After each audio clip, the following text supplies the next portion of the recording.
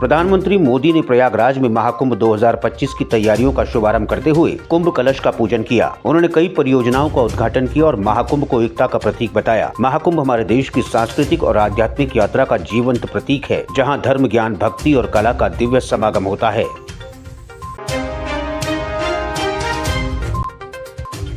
मुख्यमंत्री धामी ने सुभाष रोड स्थित एक होटल में आयोजित नए भारत की बात उत्तराखंड के साथ कॉन्क्लेव में कहा कि 2022 में नई सरकार के गठन के साथ ही समान नागरिक संहिता लागू करने की प्रक्रिया शुरू की गई। इसके लिए कमेटी बनाई गई और रिपोर्ट सौंपने के बाद विधानसभा में विधेयक पारित कर राष्ट्रपति को भेजा गया, जिसे मंजूरी मिल गई है। मुख्यमंत्री ने कहा कि समान नागरिक संहिता को लागू करने का श्रेय उत्तराखंड की जनता को जाता है।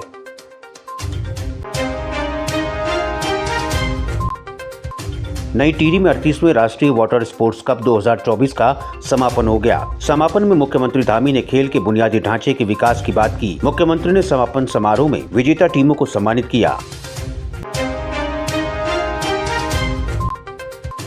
कांग्रेस प्रदेश अध्यक्ष ने चारधाम शीतकालीन यात्रा पर कटाक्ष करते हुए कहा कि ये यात्रा 2013-14 से चल रही है और 2014 में हरीश रावत ने बसों और होम स्टे में छूट देने की बात कही थी। उन्होंने कहा कि शीतकालीन यात्रा को लेकर लोगों में उत्साह नहीं दिख रहा। बीकेटीसी अध्यक्ष अजेंद्र अजय ने कहा कि मुख्यमंत्री ने तीर्थाटन की अपार संभावनाओं को देखते हुए शीतकालीन चारधाम यात्रा का शुभारंभ किया। प्रदेश सरकार और बीकेटीसी कार्य योजना पर काम कर रहे हैं, जिससे शीतकालीन यात्रा को गति मिलेगी।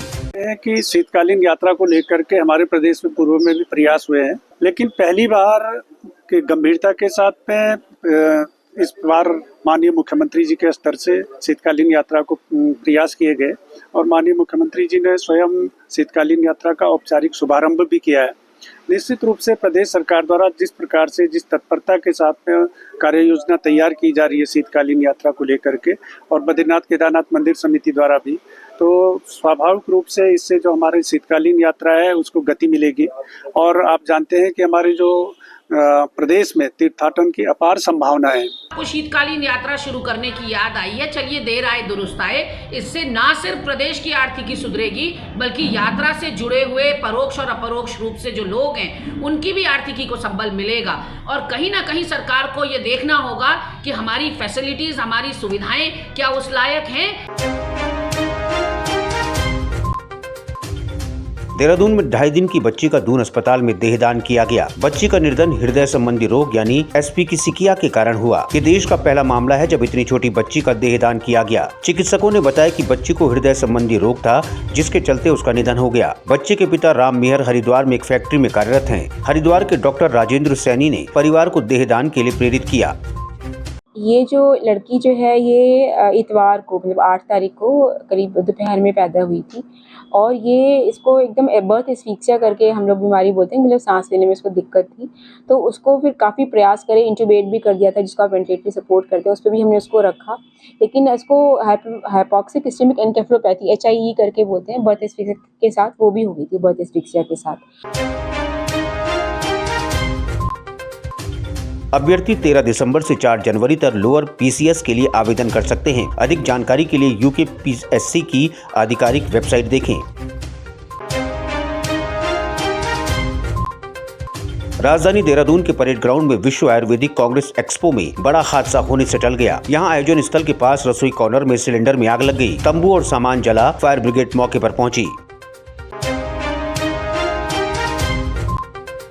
हरिद्वार में एक परिवहन विभाग के दरोगा का वीडियो वायरल हो रहा है, जिसमें वो कार सवार से पैसे लेते हुए नजर आ रहा है। बताया जा रहा है कि दरोगा ने सीट बेल्ट न बांधने पर 4000 रुपए की मांग की थी।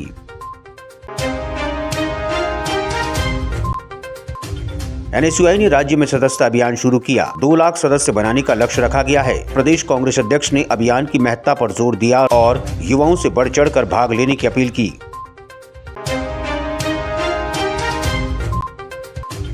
कांग्रेस प्रवक्ता गरिमा दसोनी ने राज्य की भाजपा सरकार पर निशाना साधते हुए कहा, प्रदेश में खुली लूट हो रही है। राज्य में भूमि की लूट, नशे का कारोबार धड़ल्ले से हो रहा है। खनन माफियाओं को खुली छूट मिली हुई है।